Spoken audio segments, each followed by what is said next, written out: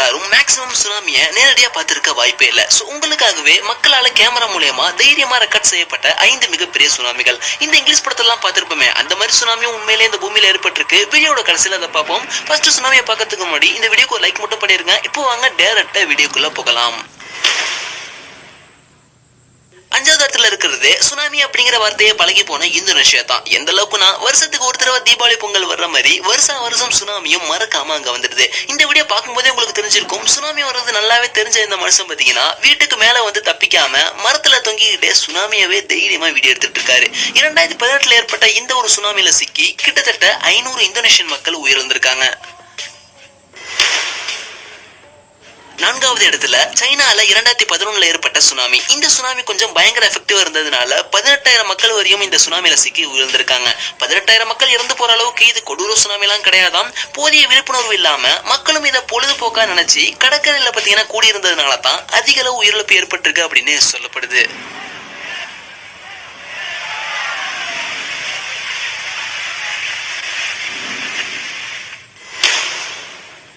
3வது இடத்துல இருக்கிறது நம்மளால மறக்க முடியாத 2004 சுனாமிங்க. நீங்க பார்த்துட்டு இருக்கிற இந்த ஒரு வீடியோ பாத்தீங்கன்னா கன்னியாகுமரியில எடுக்கப்பட்டது. மொத்த தமிழ்நாட்டிலையும் வந்த சுனாமியில பாத்தீங்கன்னா இந்த ஒரே ஒரு ஃபுட்டேஜ் தான் நேரடியா எடுக்கப்பட்டதாம். தமிழ்நாட்டோட எல்லா கடற்கரை மாவட்டத்தையும் பதம் பார்த்த இந்த சுனாமி கூர்மையான பகுதியில அமைஞ்சிருந்த நாகப்பட்டினம் மாவட்டத்தை ரொம்பவே அதிகமா பாதிச்சிருச்சு. இது மூலமா தமிழ்நாட்டுல மட்டும் கிட்டத்தட்ட 8,000 மக்களுக்கு மேல பலி வாங்கியிருக்கு இந்த சுனாமி. அதிகபட்சமா நாகப்பட்டினம் மாவட்டத்துல மட்டுமே பாத்தீங்கன்னா 6,000 மக்கள் வரையும் இறந்து போயிருக்காங்களாம்.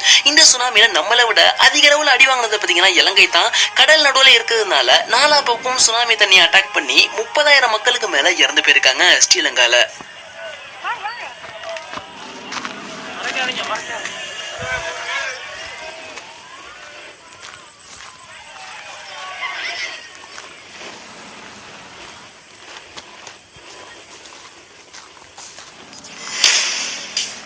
யூடியூப்ல அதிக உயர்லாக்கப்பட்ட வீடியோ இது. 2011 ஜப்பான்ல நடந்த சுனாமிங்க இது. கடலுடைய ஆழத்துல இருந்து வெளிவந்த தண்ணி கருப்பு கலர்ல மிகப்பெரிய அலையோட ஊருக்குள்ள வந்து அட்டாக் பண்ணிருக்கு. சுனாமி வந்தது மட்டும் இல்லாம கடலோர பகுதியில மிகப்பெரிய சூறாவளி கிளம்பி மீட்பு பணிக்காக அங்க வந்த ஆராய்ச்சி ஹெலிகாப்டரும் பாத்தீங்கன்னா அந்த சூறாவளிக்குள்ளேயே சிக்கி சின்ன மண்ணமாயிருக்கு. முதல் அலையில லேசான தண்ணி மட்டும் தான் ஊருக்குள்ள வந்திருக்கு. 2வது அலையில தான் பாத்தீங்கன்னா அதிக அளவு பாதிப்பு ஏற்பட்டிருக்கு. அப்போ ஒரு பில்டிங்குள்ள கண்ணாடியே கடல் தண்ணி உடைச்சிக்கிட்டு உள்ள வரும் பொழுது சிசிடிவில ரெக்கார்ட் ஆன வீடியோ தான் இது. ஜப்பான் பாத்தீங்கன்னா ஒரு குட்டி நாடு தான். அதுலயும் இந்த சுனாமியில சிக்கி 20,000 மக்கள் வரையும் உயிரிழந்திருக்காங்க.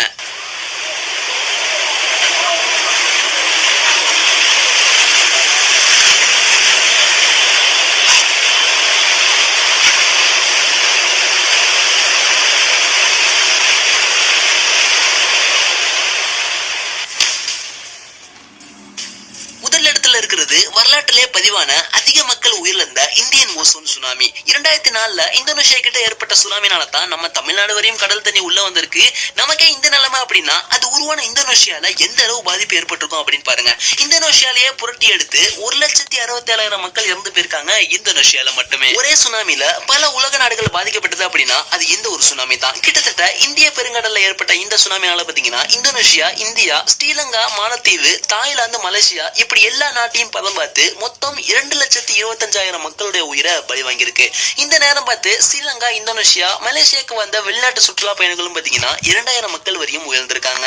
இதுதான் வரலாற்றிலே பதிவான பல நாடுகளை பலி வாங்கிய கொடூர சுனாமியா பார்க்கப்படுது. இந்த 5 சுனாமிகள் தான் 19ஆம் நூற்றாண்டுல இருந்து இப்போ வரையும் நடந்த மிகப்பெரிய சுனாமிகள். இங்கிலீஷ் படத்துல வர மாதிரிலாம் பில்டிங் ஒசரத்துக்கு கடல்ல வராதா அப்படின்னு உங்க எல்லாத்துக்கும் ஒரு கேள்வி இருக்கும். கண்டிப்பா அது மாதிரி நடந்திருக்கு. அது மாதிரியும் அதை விடவும் மிகப்பெரிய கடல் எல்லாம் வந்திருக்கு. புரியல, அதை நம்ம பார்க்கணும் அப்படின்னா 7 கோடி வருஷம் பின்னாடி போயாகணும். எஸ், இந்த சுனாமி ஏற்பட்டது டைனோசர் காலத்துல. கிட்டத்தட்ட 30 கிலோமீட்டர் அகலம் கொண்ட ஆஸ்ட்ராய்டு, அதாவது ஒரு ஊர் பெருசுக்கு அகலம் கொண்ட ராட்சச விண்கல் கடல்ல விழுந்ததுனால தான் 2000 அடி உசரத்துக்கு பாத்தீங்கன்னா கடல் அலைகள் இருந்துச்சிருக்கு. ஆமாங்க, இந்த ஒரு ராட்சச சுனாமி தான் பாத்தீங்கன்னா ராட்சச உயிரினமான டைனோசரை கூண்டோட அழிச்சிருக்கு. இந்த மாதிரி சுனாமி அதாவது 2000 இருந்து 3000 அடி வரையும் கடல் அலை ஏற்பட்டு, உதாரணத்துக்கு நம்ம இந்தியாவில பாத்தீங்கன்னா இந்த அளவுக்கு பெரிய சுனாமி வந்தது அப்படின்னா இந்தியாவுக்கு கீழே உள்ள பாதி உடம்பு காலியாகி காஷ்மீர் மட்டும் மலைகளோடு தொங்கிட்டு இருக்கும். நம்ம முடியல, இந்த ஒரு சுனாமி தான் பாத்தீங்கன்னா 7 கோடி வருஷத்துக்கு முன்னாடியே வந்து டைனோசர் எல்லாத்தையும் அழிச்சிருக்கு. இன்னைக்கு நம்ம பார்த்த பல நாடுகள் நடந்த பல சுனாமிகளை பத்தி உங்களுடைய கருத்து என்ன அப்படின்னு மறக்காம கமெண்ட் சொல்லுங்க. இந்த வீடியோக்கு லைக் பண்ணி நம்ம சேனலுக்கும் சப்ஸ்கிரைப் பண்ணி சப்போர்ட் பண்ணுங்க. See you, bye bye.